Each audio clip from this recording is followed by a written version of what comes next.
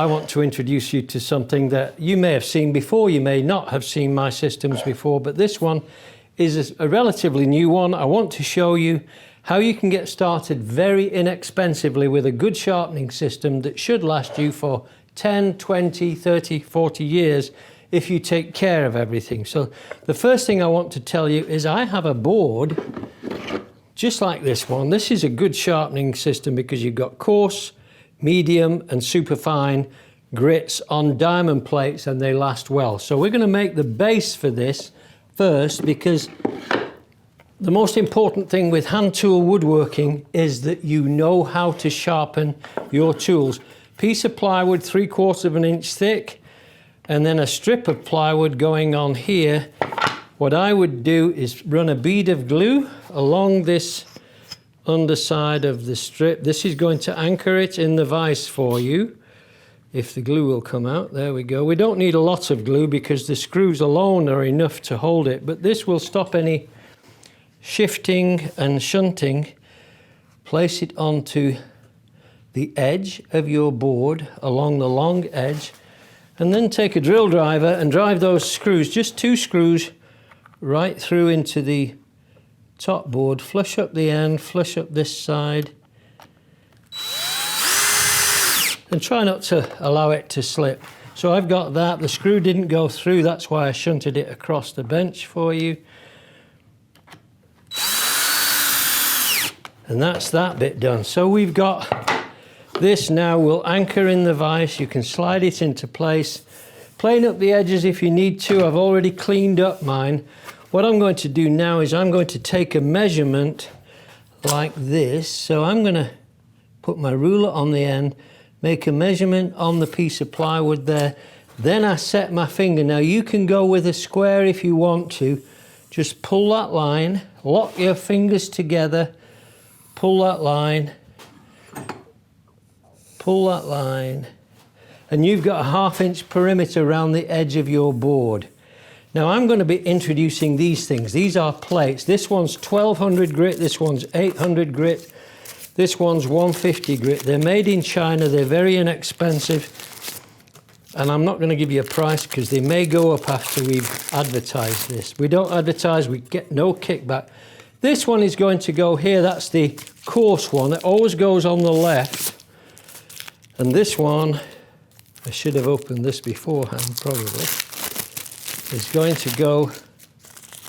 Now don't lose track of these. You might want to write on the back before you start gluing everything, because you can lose track of the grits. This last one is the 1200 one, and this one is going to go on the right side. The reason we do it in that sequence is because I'm right-hand dominant. I want to finish up with the last grit on my right, because on this one, when we finish sharpening, we flip the blade over. So if we were sharpening a chisel, we would go coarse, medium, fine, and this one is the only one we flip over to polish the back face. So that's the reason, that's the logic behind my reasoning. So these now go like this on here. So I just have a 1/2 inch gap between the two on either side. I'm going to use the square this time. Pull that first line across. This is just to guide you because you're going to glue these onto the surface. And the only glue that really works the best is going to be a contact cement, what we call contact cement. It's also called impact cement. So make sure you get what you want. So this is impact cement. You have to put the glue onto both surfaces. So on the underside of this one and onto the surface of this one. So you're going to apply it carefully, and you don't need a lot. So make sure the drips aren't floating everywhere.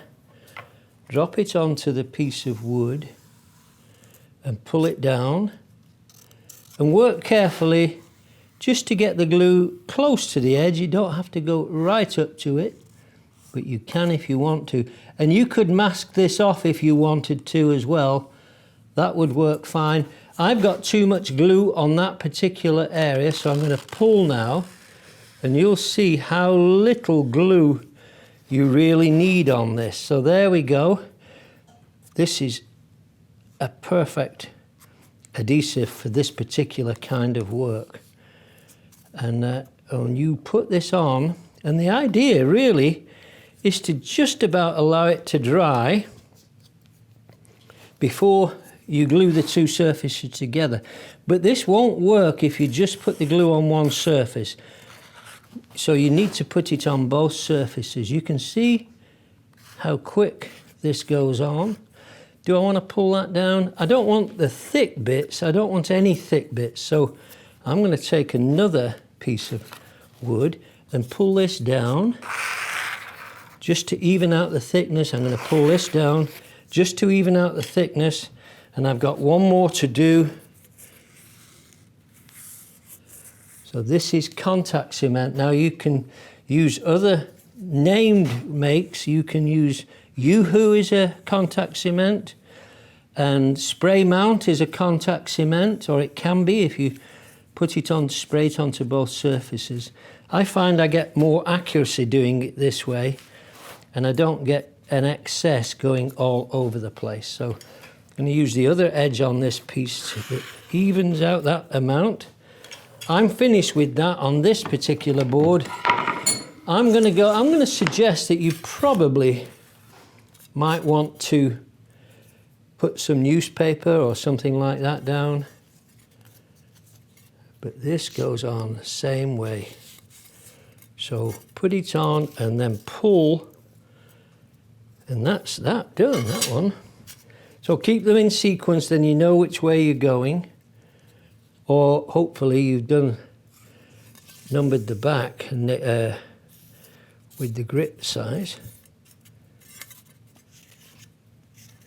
So I'm going to pull off the excess again, flip over. I don't want to get it on the diamond surface because that will kind of stop the grit from working just for a little while. So there, I'm ready. So that's really basically that part done. Let's bring this around. So I leave this for a few seconds. I would say those seconds have already passed, and I can go ahead and clamp these down. So there is my course. Line it up with your pencil lines. Drop it on. There's a little bit of time for movement like that. Flip over. This is the medium one. And I'm lining them up with the pencil lines. Number 2 and number 3. So they are all in place. And what I would do simply now to anchor these in place, I would drop these into the vise and cinch up tight. Give it a few seconds to let all the air out that's between those plates. Now, because I glued that piece on, I'll have to go this way first. So I'm getting those outer plates fully cinched down.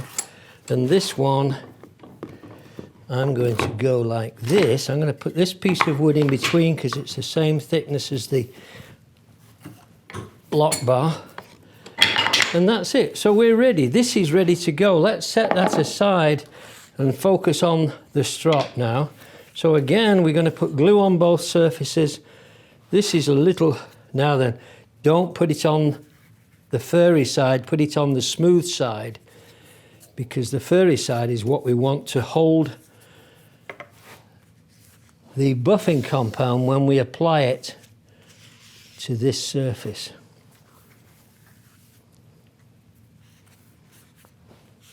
Now by now, this glue is already evaporating, which is what I want. I want the glue on this to evaporate as I'm working. Like this, I'm going right. I've overlapped because I've cut my leather slightly bigger than the surface it's going to go onto. Here again, more glue. So you can see this isn't going to take you a long time to set up your Paul Sellers sharpening system. And once you get those plates, which are very inexpensive, it's a lot cheaper to do this than to use any other method. It's cheaper than sandpaper in the long term, because you're setting yourself up now to sharpen on these things that I've just given you for the rest of your life, maybe. I don't know how long you're planning on living, but it certainly would last me for 10 to 20 years. So we leave this just to evaporate, and once it's done, we can turn over, flip the block, press it onto the surface, but don't press it hard, because we're going to work from the middle out. So what I'm going to do is press with my finger here and pull to the outside, and press and pull to the outside. So I'm stretching the leather from the middle.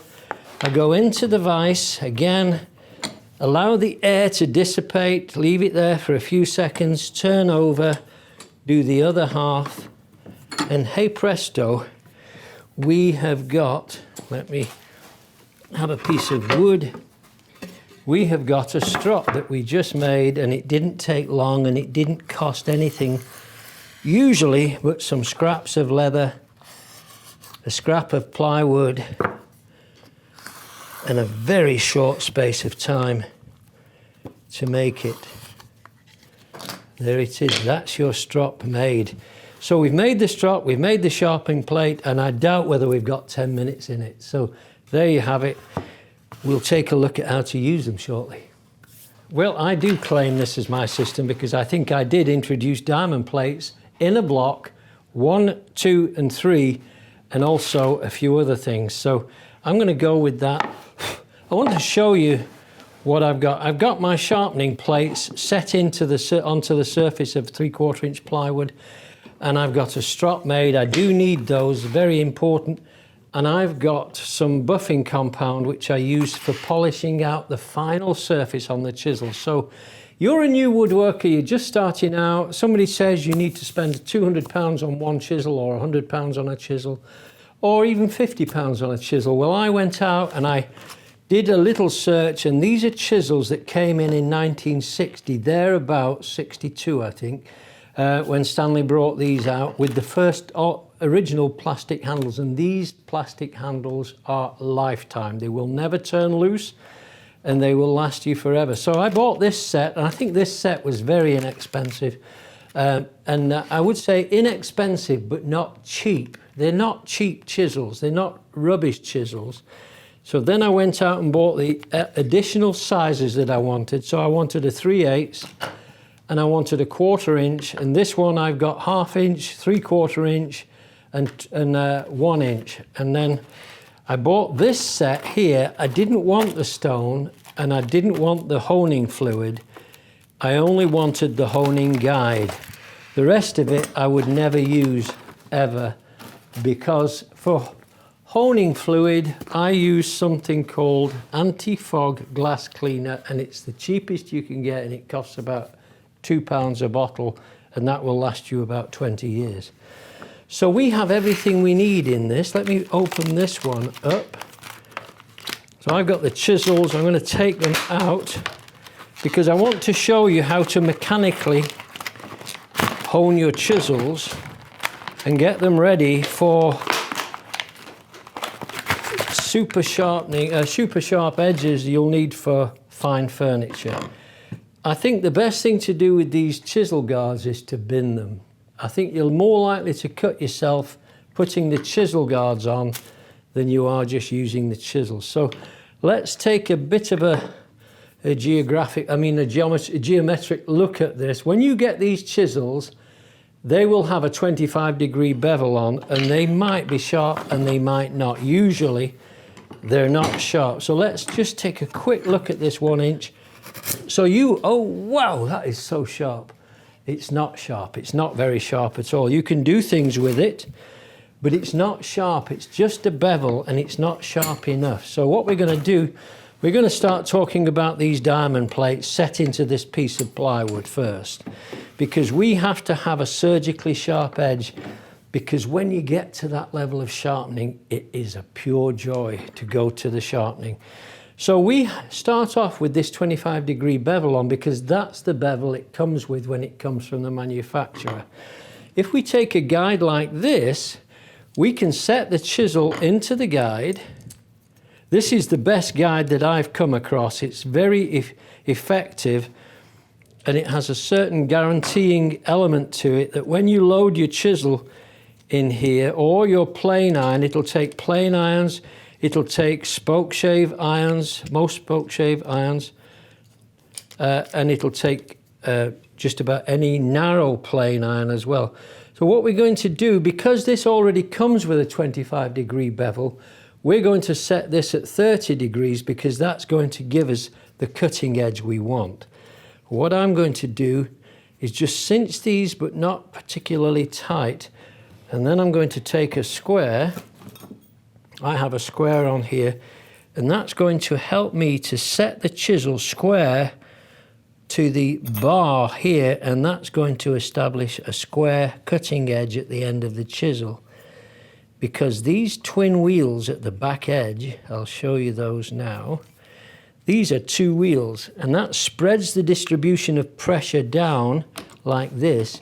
Now normally we would go to this coarse stone, but this is already established because the bevels were already done in the factory. So we're going to switch to this one here just to sharpen the edge. So you squirt the auto glass cleaner on the surface, and then you place this on the plate and you push back and forth. So we move back and forth on the surface, use the full width of the two wheels at the back.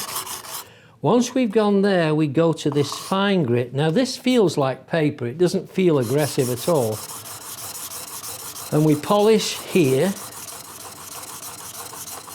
Now I have a small bevel on the side of my plate. Now what I'm going to suggest you do eventually, instead of using the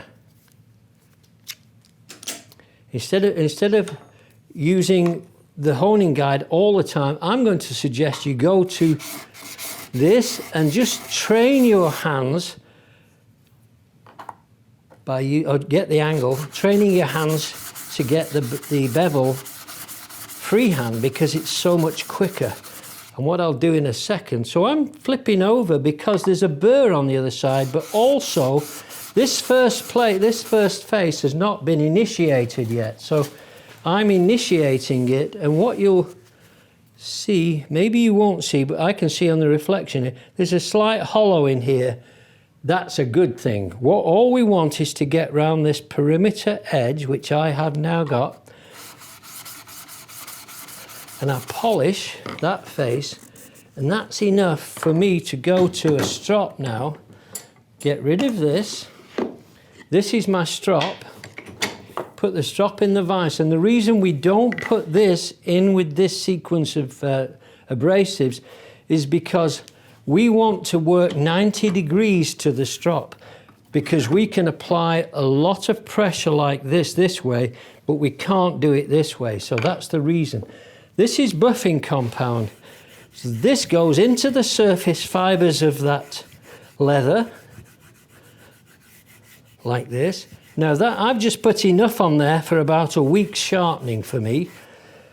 Once that's on, we put the bevel down, we put the heel of the hand here, get a good firm grip on the chisel, and we pull, and you'll start seeing that surface going black, and that blackness is the steel that's being abraded away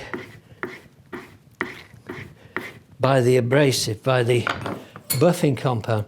Now we're going to flip over, and you may never have seen this, but we're going to charge this surface with the buffing compound because we need a harder surface to maintain the flatness on this side of the chisel.